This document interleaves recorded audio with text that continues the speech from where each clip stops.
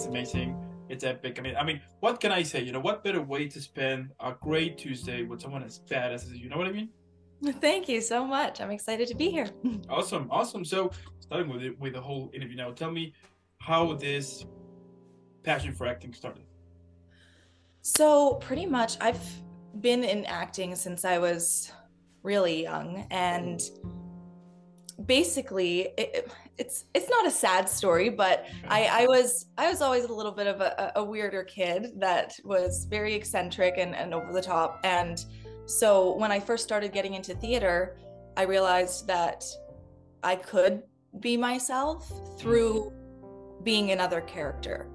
So I thought that was a really cool experience for me. And people can't tease you or make fun of you if you're not being yourself, but you really are being yourself, if that mm, makes sense. So I just felt really at home on stage and found that to be almost easier than one-on-one with some people. yeah. And yeah, and again, all of the other actors and just loving the community and everything, it just pulled me in immediately. Mm. And like, was it something else you wanted to do back when you were little, or was it always towards acting? Yeah, so actually, when I was younger, I had two career options. The No. first one was acting, and my second one was marine biology. So I actually did go to school for marine biology for a little while. Mm. The sciences part of it was not really my thing. I'm definitely more on the artsy side. So Mm. I was struggling with that. So I ended up moving more towards a law in school. So I'm taking criminology now. But when I wanted to be a marine biologist, I thought it was the coolest thing ever. So I've actually started doing ocean conservation and So shark cool. conservation, and yeah, just really focusing on the health of the Mm. oceans on our planet and everything. So Love it. I still have that passion. It's just not something I'm really pursuing as a career at this point. Mm. Now that's amazing. Let me just tell you that. That's amazing. Thank I love it. you. I love it. So, like going a little bit more into your acting career. Tell me like how you prepare a character. Now I understand, of course, that depends on the role, right? But like, what are usually some of the first things you always do? Like what are some of the first steps, let's say, that you always take for you to start this process? Yeah, for sure. So I guess usually I obviously read the character description, and honestly, I elaborate on that quite a bit and Mm. go into a lot more detail while reading the script. So when I'm reading the script, I think, okay, well, what has happened prior to all of this? What has been going on in this person's life going back years and years and years to their childhood that has affected them to be the person they are now? So I kind of do that little bit of analysis and make little notes in the script and everything. Mm. And then I memorize my brains out. I try to memorize so that I don't even have to think about it at all. And Yeah. then I can really play around with the character. Mm. And so I'm a classically trained method actress. So I was trained in New York at the Lee Strasberg Institute of Television and Theater, I think it's called, something around Okay. those lines. It's Yeah. theater, TV, theater, film.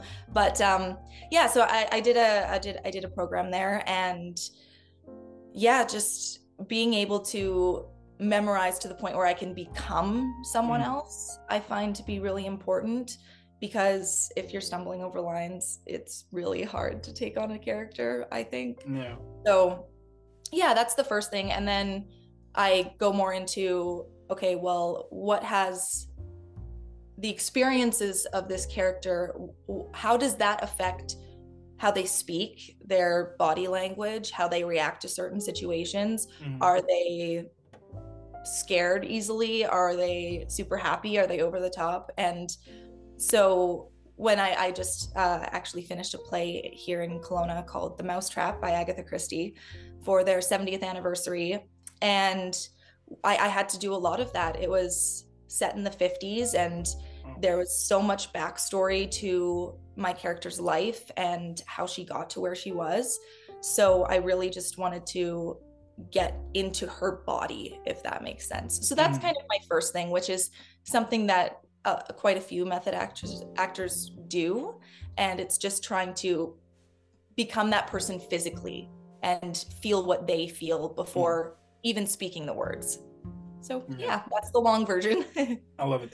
And has it ever happened to you that there was this character that it took you a lot to create it?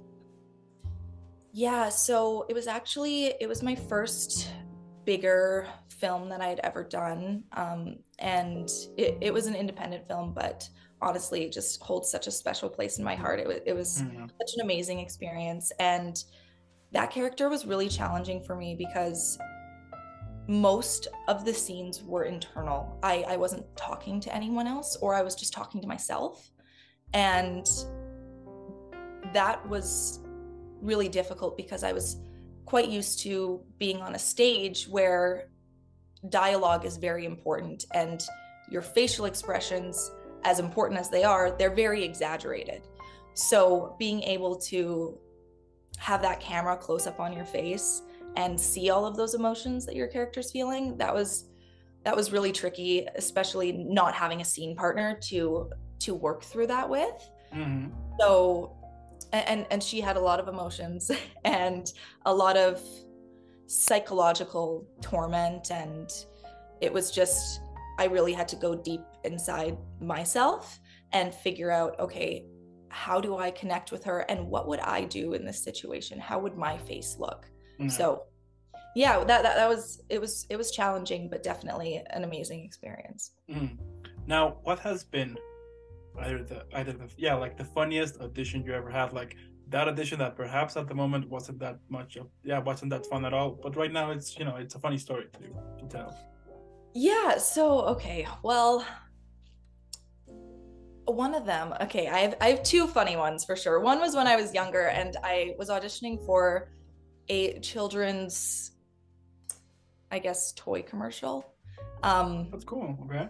So it was really cool. I was, I don't know, maybe 11, and I was so Mm. excited about it. And my mom, we drove down to Vancouver just to do the audition. And we got there. She was straightening my hair in the car, trying to make me look Okay. presentable. She just picked me up from school. So we go in there, and I had never done an audition before. I didn't know what a slate was, I didn't know what anything was. And they asked me to just play with this toy house. And I couldn't get the door open and ended up pushing it too hard and actually broke it on camera. And they basically just said, okay, thank you so much. And I was asked to leave. Yeah, of course. So it was definitely a funny experience, but I was maybe a little too aggressive with the toy house. Mm. And then the other one, I got absolutely drenched in the rain before I got there and was trying to fix myself in the bathroom and didn't have an umbrella, and it ended up being a really good audition. I didn't book it, but it was a funny experience. But I remember panicking in the moment and just freaking out about not looking myself for this audition, and more like I just got drenched by the rain. Absolutely. Now, how you handle the second thought audition? Now, like after, so you did the audition, and then you have like those thoughts, right? Telling you why you didn't do this, or why you should have said this instead of that. Like how you handle all of those thoughts in order for you to put them out, and you can continue with your day. Because otherwise, I mean, once you realize it's been already 3 hours, and you're still having the same thought over and over, right? So Yeah, for sure. That was something that was a lot more difficult for me yeah. when I first started acting. I remember, like, even that first commercial that I ever auditioned for, just it does feel very discouraging at first. Mm. But something I've learned through other actors and just experience myself is I always say there's two things I say is I say set it and forget it. So as soon as I send in that tape, I don't remember that I did it. Mm. It's done. And then if I get a call back, great. Okay, let's look it over again and get it all back. But if I sit there and think about it and ruminate on it and think about, okay, am I going to get this? When will they call me? What's going to happen? It gets to be too overwhelming and just really stressful. So I say, screw it, F it, whatever happens, happens. I think I've put in the work, I've done my best, and I'm learning from the experience. and I'm learning how to audition better. So even if I don't book the role, I'm still getting a lot out of the experience and a lot out of having to do multiple auditions and memorizing lines quickly and trying to get everything done as fast as possible with short deadlines. It teaches me a lot, and I can take that and say, okay, even if this doesn't work out, I have that, and that's mine, and that is me advancing my career. So I love it. That's amazing. Now let's say that one day I call you and I tell you that I want to become an actor. Now I don't have any experience at all, like zero. I mean, all my acting career was back in high school. I had one role, one line, and I screw it. I've been there. and I screw it in the most horrific way, but it was fun, thankfully. I mean, the Right? audience love it. So what advice would you give to me for someone that does have like zero experience, zero knowledge, zero everything, but who wants to start this journey?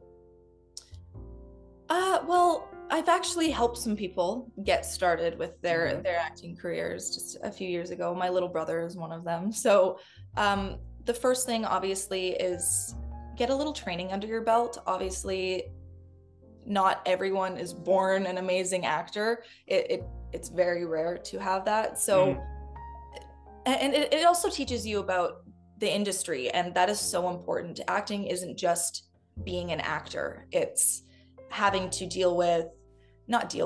work with casting directors and agencies and all of these different aspects of the business. And then once you're on set, that's a whole other beast that would probably take a really long time to explain. But the first thing is to just get some knowledge of the industry and your acting style as well. Lots of different acting teachers teach differently and process a character differently. So I recommend auditing an acting class if you can.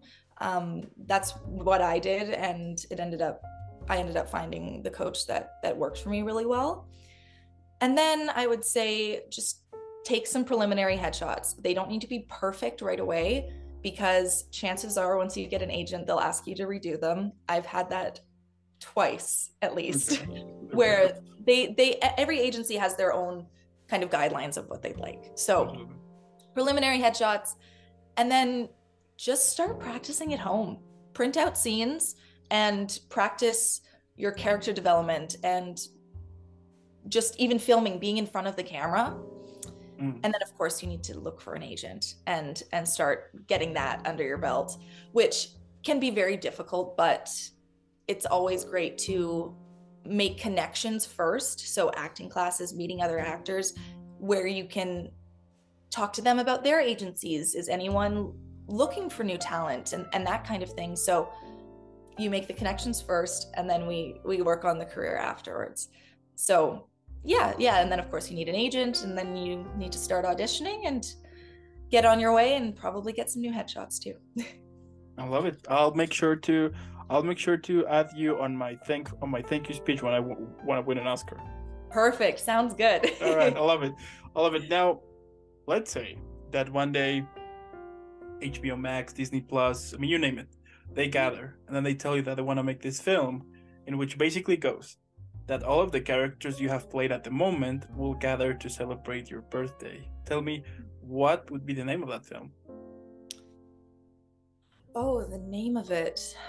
I honestly play mostly, this is so messed up, but psychologically tormented characters. So just with a lot of internal thoughts, and one of my acting coaches told me I can play evil so well, play bad so good, or something like that. So that's kind of my strong suit. So obviously a lot of the characters that I've played are going to be a little bit on the darker side. So I don't know. Birthday party. Like maybe a birthday in the darkness or something like that.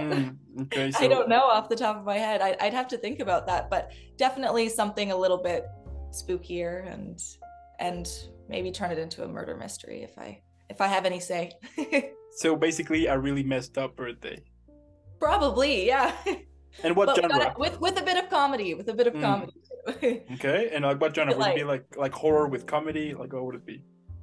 yeah, well, maybe horror with comedy, but also, I don't know, I'd kind of like to play around with a satire of horror, which Mm, is always fun because it's you just basically make fun of it, but also it's still serious. So I think that would be yeah, really fun to do, and especially to work with a crew like that, that would be so cool. But yeah, I don't know, a dark comedy thriller kind of thing. I like it. I like it. All right. Very much Agatha Christie, whom I love. So Okay. Okay. Now let's say that if you could describe your whole career on a drink, which drink would you pick? Now you could either choose one or create your own. okay. My whole career, I mean, this might be a little optimistic, but there's a restaurant in Canada. I don't know how far it goes, but I know there's some locations in Vancouver and Kelowna called Joey's. Okay. And, or Joey, I call it Joey's, but they have this drink called the Leading Lady. So I would probably say that. Okay. And how would you call your drink?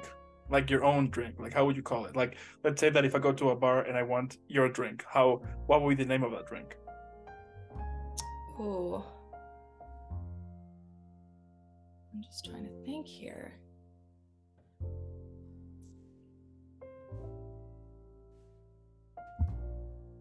Maybe like the Blue Eccentric or something fun like I that. like it. I I'd have like to make it. it a fun name. So Mm, yeah, maybe something like that. I know okay. I don't seem all that over the top, but it Okay. depends. It depends who I'm with. Yeah, Theater, yeah. my theater crew, they see it all. Okay, I love it. Now, what motivates you? You know, we all have those days that we just want to quit, and it's so funny or interesting sometimes because things might be okay, things might be normal, nothing is going on, but suddenly you got this feeling that it's over, that you should change, that you're wasting your time. I mean, getting inside into this whole toxic bubble, it's way too easy always. So my question here is what gets you out of that bubble so you can continue on this journey that you have been creating for so many years now? Yeah, so I've definitely realized how challenging the TV and film industry is. There's a lot of people, everyone knows each other. Mm, So anything can get misconstrued amongst people.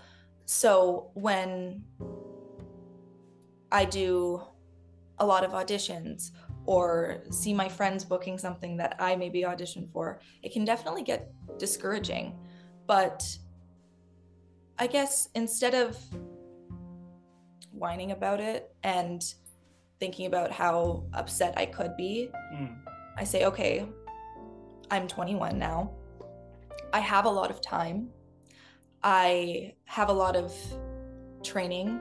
I know this is something I love. So there's absolutely no need for me to give up at this point because I want to do what I love. I want to do what I love every single day. I don't want to do little side jobs and that kind of thing. mm, So if I ever am getting discouraged, I think, okay, let's look at what I can actually do right now in this moment to improve my acting career. I'm not getting many auditions in the past couple weeks. Okay, perfect. Let's film my own and just do it for fun and do some practice and see what my family thinks of it and how I can improve it because they know me better than anyone. absolutely. And just really distracting myself from those thoughts and focusing more on, okay, let's figure this out. Let's figure out how I can do this Mm, because I don't really think that, okay, how can I become an actor? I think, how will I become an actor? Because I will eventually, no matter absolutely. what. Because if you love what you're doing and you have the passion behind it and you're putting in the work, it's only a matter of time. And I think that goes for anyone and in any career. Mm. You really have to love what you do and put in a lot of work and time. So I just keep doing that. I will definitely be dropping this mic because you're killing it here. It's amazing. I love it. Oh, thank you so I much. love it. I love it. Yeah, it's true. It's so. I do think that our worst enemy it's ourselves. You know, like our mind. And I do think that if you let your mind, or if you let more that yeah, if you let those toxic thoughts to win you over, you're basically not gonna do anything, and then one day you're gonna be 60, 70, or 80, and you're gonna regret. You know, have a lot of regret that I should have done this instead of that. Why I don't stop doing this so I can start my own thing like this. You know, so I do think that at the end, life is all about doing what makes you happy. Of course, there is a process Yeah. that you need to do, and a lot of work for you to make it happen. But I do think that the harder it might get, the better the result would be. You know what I mean? Yes, exactly. And I definitely do have those really hard days where I think, okay, let's just give up. Let's go and finish my degree in criminology, which I'm doing anyways, but just looking at a different career option. And I try to keep that moment as brief as possible because it happens to the best of us, especially Yeah, actors, with so many people wanting to pursue the same thing. yeah. It gets really discouraging, but the thing that can set you apart is actually following through with it. Totally. Because there are a lot of people that will just stop when it gets hard, and that gives you an advantage. So, What can I yeah. say? I mean, I love what you do. It's super cool, and the fact that you're doing what makes you happy, it's. I think it's amazing. I mean, it's a living proof that dreams can come true, and it's super sure that our next conversation is gonna be where can I put more awards on the wall because they don't fit anymore. You know, Yeah, it's yeah. I love it. I love what you do. Keep doing what you do. It is inspiring, as I said. I love it. And also, I want to thank. I want to thank.